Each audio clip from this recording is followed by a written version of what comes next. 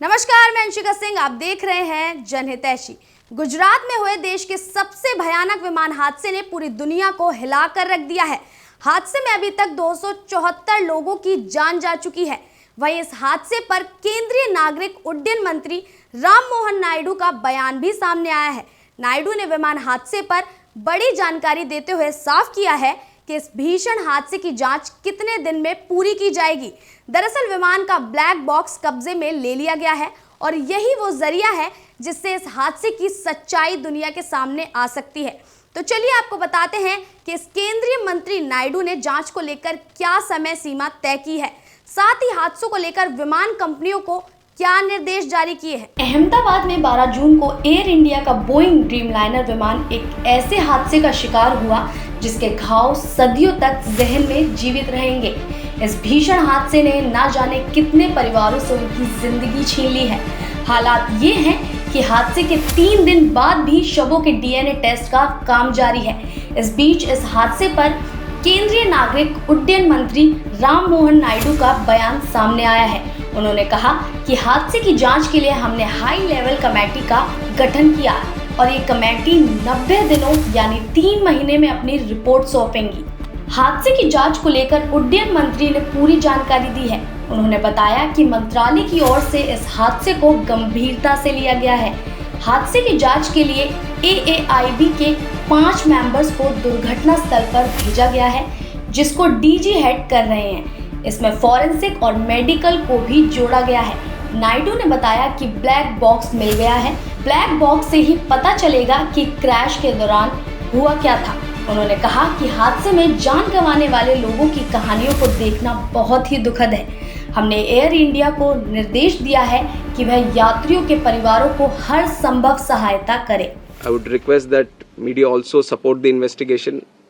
We've also been very considerate of the event that has happened. And in fact, the personal stories of the people who have lost their lives, it's very heart-wrenching to see the individual stories. It's a very difficult time, but I'm sure with the support that the country is giving to the families, the moral support that we are all trying to provide to the families, at least it is going to help them a bit to come out of this difficult time. And we have instructed Air India also to facilitate in the process of assisting the families of the passengers in whatever way is required. The DNA testing is also happening on one side so that the bodies can be identified and be given to the respected families. So the government of Gujarat is coordinating with that. They are on the ground since the time of the crash and they have been facilitating with all the efforts, all the measures that are required on their side. So once the DNA testing is confirmed, the bodies are being given to the respected families. And we are hoping that process also gets finished as soon as possible, but the documentation and the procedure needs to be followed. So according to the time that needs to be taken, we are ensuring that there doesn't be any lapse in the process or the protocol that needs to be followed. दरअसल इस हादसे के बाद तमाम विमानन विशेषज्ञों का मानना है कि दोनों इंजनों का एक साथ फेल होने की संभावना बहुत ही कम होती है। एक अरब उड़ान घंटों में केवल एक बार ही ऐसी संभावना पैदा हो सकती है।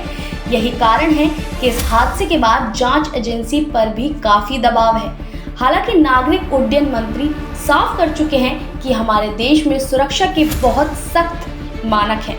जब ये घटना घटी तो हमें लगा कि बोइंग 787 सीरीज में भी विस्तृत निगरानी की जरूरत है। यही कारण है कि DGCA ने भी 787 विमानों की विस्तृत निगरानी करने का आदेश दिया है। फिलहाल इस जानकारी में बस इतना ही। बने रहे हमारे साथ और देखते रहे जनहितैषी।